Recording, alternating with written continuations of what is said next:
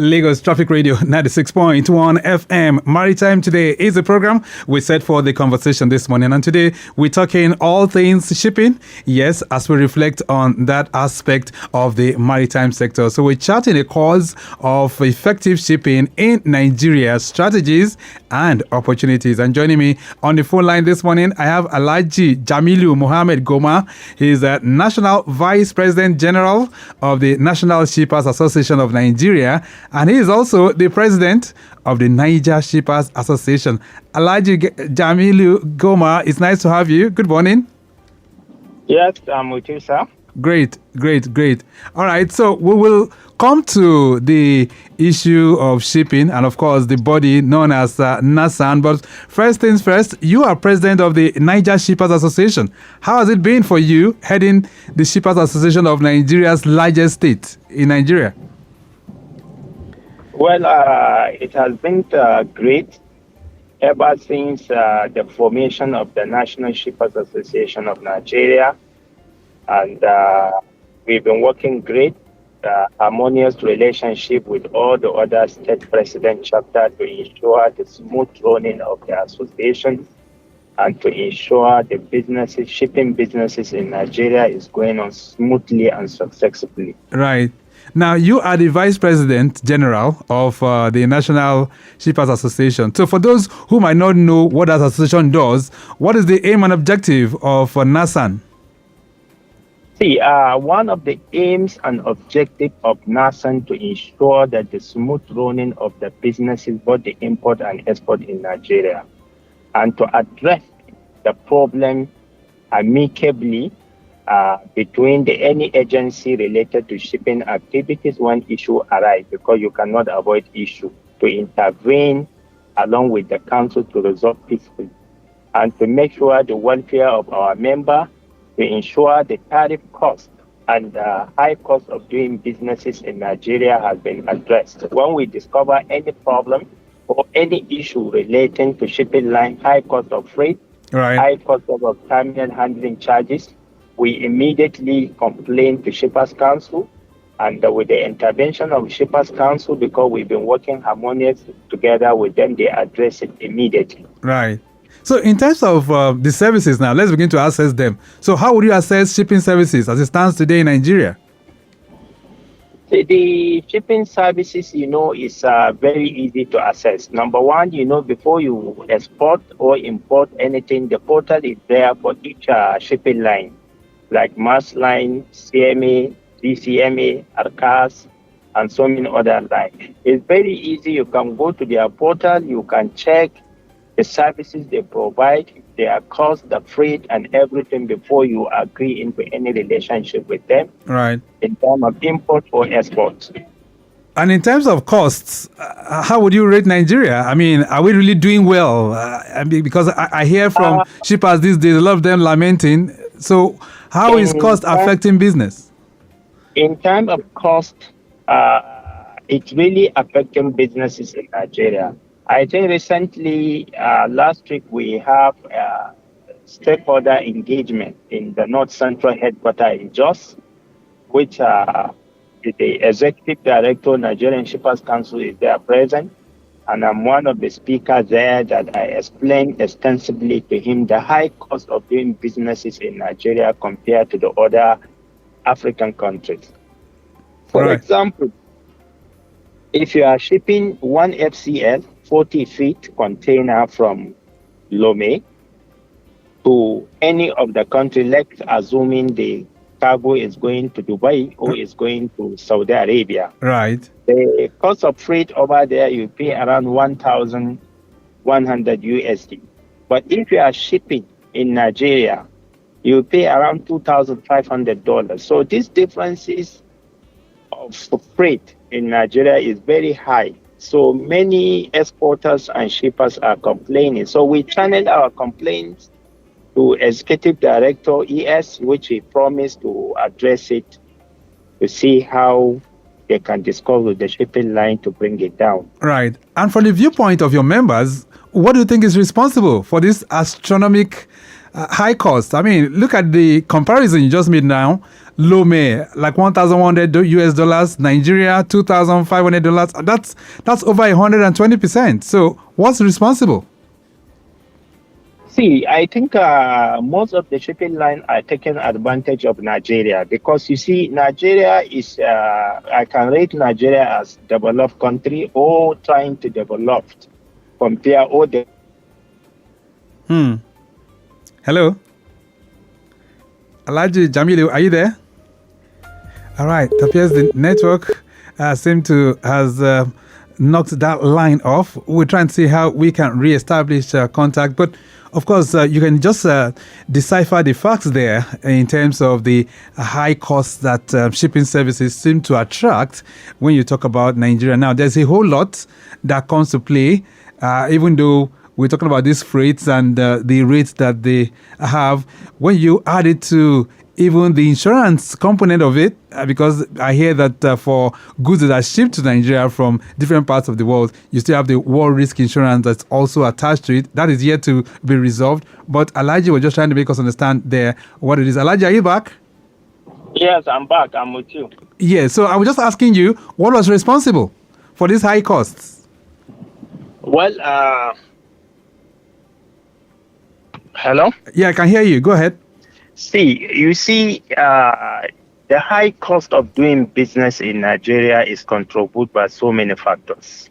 Number one, duplication of effort, multiplication of taxes, and so many agencies in Nigeria are almost doing the same collection of taxes in Nigeria compared to the other African countries. For example, if you look at the terminal handling charges in Nigeria, they are always increasing money on it, well, makes business very, very, very high cost of it, you understand? Because if you look at the international market, so many cargo are coming from different countries in the world.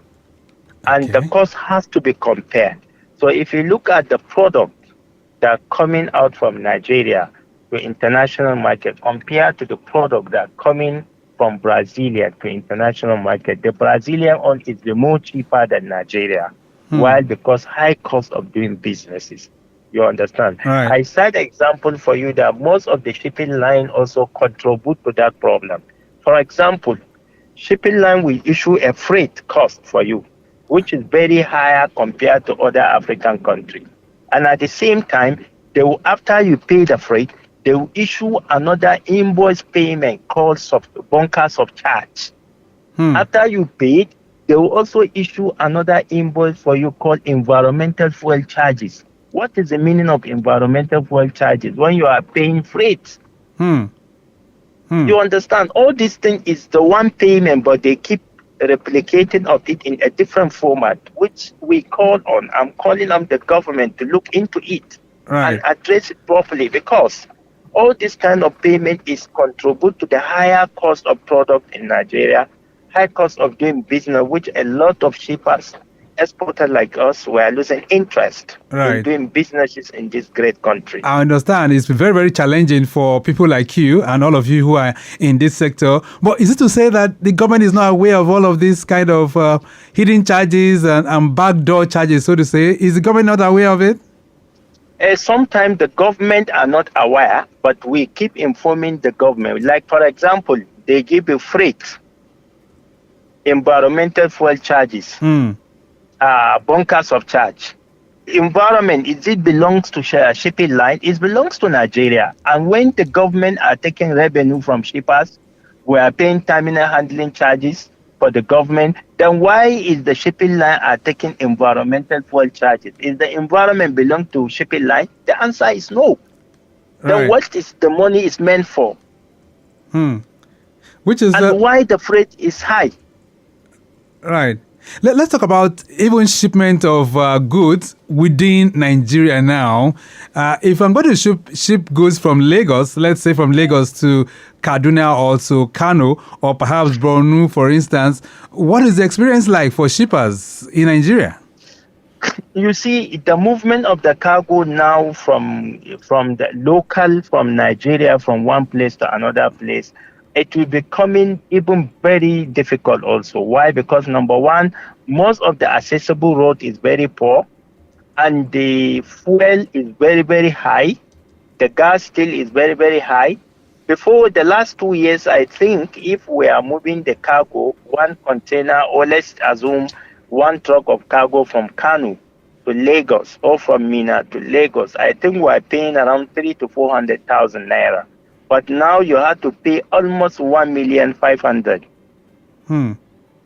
1,500,000, which lead to the cost of all this product high. If something that's supposed to be sell a bag, let's assume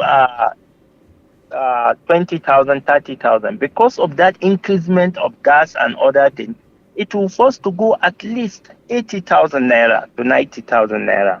All right. So in terms of infrastructure, that means we are very, very inadequate when we talk about logistics and transport infrastructure in Nigeria. That's what it means.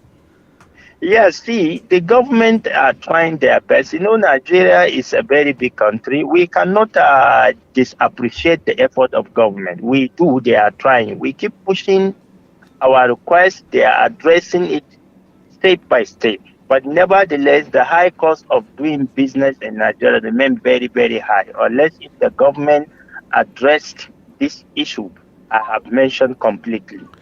Can we be thinking of the rail lines, for instance?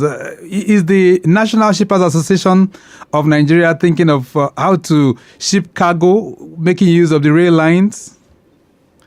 Yes, you see, recently the Nigerian Shippers Council are making a lot of effort trying to... Okay, just a second. Hold on 1 second. It appears we have a caller on the line. Hello there, good morning. Yes, good morning. Good morning. What's your name? My name is Steve. Oh, Steve, how are you doing? I'm very good. All right, so I have the Vice President General of the National Shippers Association of Nigeria. And of course, you can hear him, especially on the challenges confronting them. You have any questions for him? Yeah, I just want to ask him, what are the, how safe is the Nigerian waters today? Okay, how safe are the Nigerian waters for Yes. Is it for transporting cargo? For transporting cargo, yes. All right. Steve, where are you calling from? I'm calling from Okoko. From Okoko. All right, Steve, thank you so much. Wow.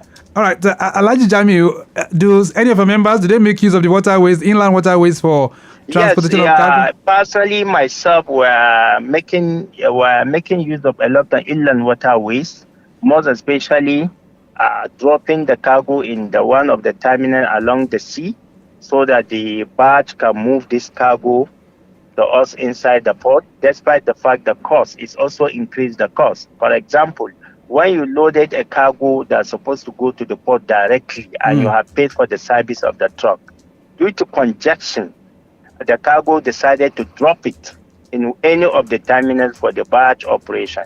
You are now look at it that cost of dropping is there. Cost of picking it from the barge is there. Cost of barging itself is there, which is added the cost compared to the truck go to the port directly and uploaded that cargo inside the port. Right. So water transportation for shipment of cargo is much more expensive. That's what it means. Yes, it's much more expensive. Let's talk about the interventions that the association is bringing on board. So for your members, and I suspect that you guys represent the interest of all the shippers associations in Nigeria. So for your members, what kind of interventions have we been able to bring on board? See, the Shippers Association of Nigeria, NASAN, is working very, very hard together with the Nigerian Shippers Council. Nigerian Shippers Council are a body that regulates the activities of all Nigerian shippers and the welfare of the shippers. And you see, in the shipping business, you cannot avoid problems encounter. And some of the issue of this problem caused by the shipping line. So whenever the NASAN realize that any of the members that face any of the difficulty in terms of cheating, in terms of high cost of freight, in terms of the long transit distance. Right. Because normally by the time you want to ship your cargo, you're supposed to agree with the time of delivery of that cargo to your destination.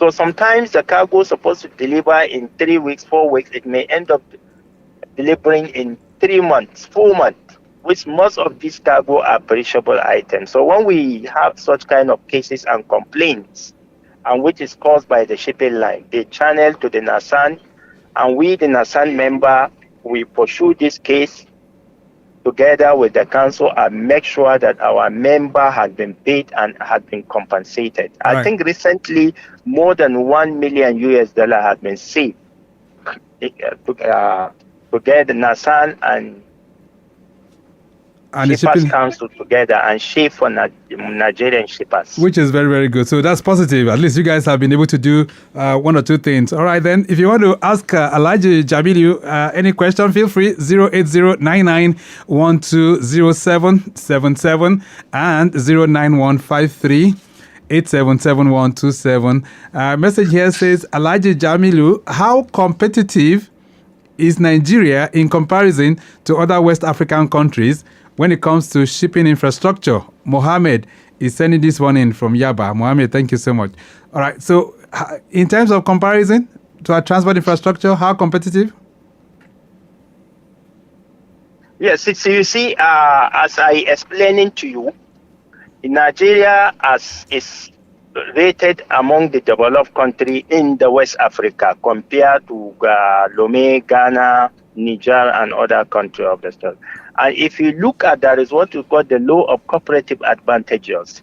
Okay. This law sometimes implies that the state or any country that have less developed, they enjoy some certain privileges in terms of waiver, international trade, in terms of other support from the nation, or from the other developed nation compared to Nigeria. Right. For example, if somebody is exporting sesame from Niger, despite the fact he's using Nigerian port from Niger Republic, you find out that going to China, he has tax waiver completely, free duty. But if you are exporting from Nigeria directly, you must pay duty because they consider Nigeria is one of the developed countries in the Africa. Which is which is quite unfortunate, really, if you ask me. Which is unfortunate. But you see, in Nigeria also, doing businesses in Nigeria, I cannot really say it's very, very high. But compared to other countries, we can rate Nigeria is very, very high. All right, then. So more reactions coming in for you. Alhaji, this one says, good morning, Traffic Radio.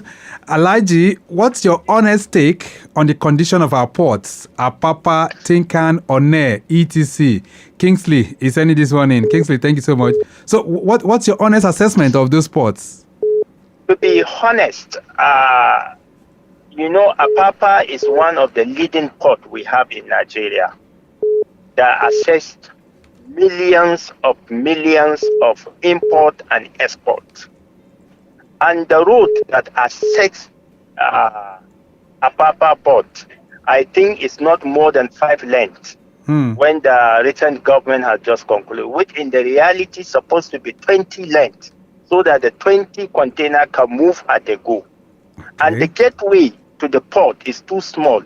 The gate must have like 20 gates. Same way that one is that at least 50 container can access port at the same time and 50 import can come out at the same time. So that's something that's something we need to work on then, right? Yeah, but due to the access gate to the port alone is only maybe 5 container can go at the same time and come out at the same time, which brings a lot of congestion. Right. At the same time, multiplication of all these government agencies is a major problem too. Of effort, police will intervene into custom work, custom will intervene into police work, which also cause a lot of heavy go-slow. All right, so quickly, because of time, I know the national single window is something that is being discussed at the moment, but more reactions coming in for you. Alhaji Goma, this one says, good morning, Lagos Traffic Radio. I am Ibrahim. We've heard talks about dry ports in Nigeria. Are they a game changer or just another white elephant project? You didn't put your name. Thank you so much. So what's your take on the inland dry ports, quickly? See, the inland dry port, we have Nigerian Shippers Council with the advice of NASAN that it's strategic state that the inland dry port so far has been commissioning. Like Kaduna Inland Dry Port, like Funtua Inland Dry Port, Katsina State, and Jos, which recently is coming on board, and other states like Niger State and other places are proposing to have the inland dry port. Right. The idea of inland dry port is a very good initiative by the federal government of Nigeria. All right, then. So this inland dry port is to ease the movement of cargo and to ease the congestion of Apapa Port, One, and other ports we have in Nigeria. All right, let me just take one more question before we round off because of time. This one says, good morning. Do you think Nigeria's current shipping regulations is helping or hindering growth? You didn't put your name, by the way, but thank you so much. So, do you think is it hindering growth or is really, really helping our shipping regulations? The shipping regulation, we have so many agencies that are responsible for shipping regulation. Number one, the Shippers Council, the Nigerian Export Promotion Council, NASAN, and so many other agencies that are involved in the port. Actually, they are really helping, because if they are not helping, by now, we wouldn't have not been talking about shipping by now in this country. All right, so in rounding up, really, so what's your advice?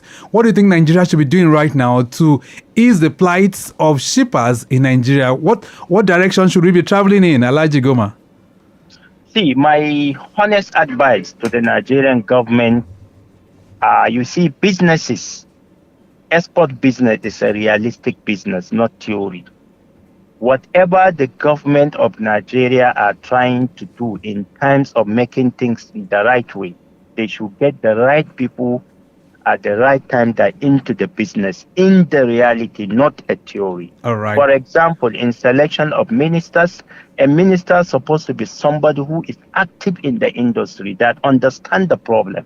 In selection of the Council ES, supposed to be a person who understands the business, is into the business.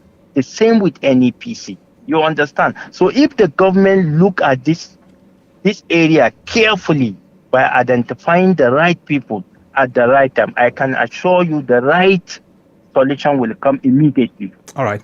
We'll leave it at that for now. It's nice having you on the program. We hope to have you someday, and then you can join in the studios as well. Thank you so much for connecting with us. Thank you. All right. I've been speaking with Alhaji Jamilu Mohammed Goma. He's the National Vice President General and talking about the National Shippers Association of Nigeria, NASAN, and he's also the president of the Shippers Association in Niger. And we've been able to reflect on charting a course of effective shipping in Nigeria, strategies and opportunities. We have to go. The program has been produced by Mike James. I say a big thank you to Dayo Anthony. Same for Rebecca Adamu, who's Assistant Director, Public Affairs for the Nigerian Shippers Council. Of course, you can connect with the Shippers Council on all their platforms at NG Shippers. In the studios, I have Tokpe Ifejola, as well as for our social media team. I want to appreciate Okpe Emishodunke.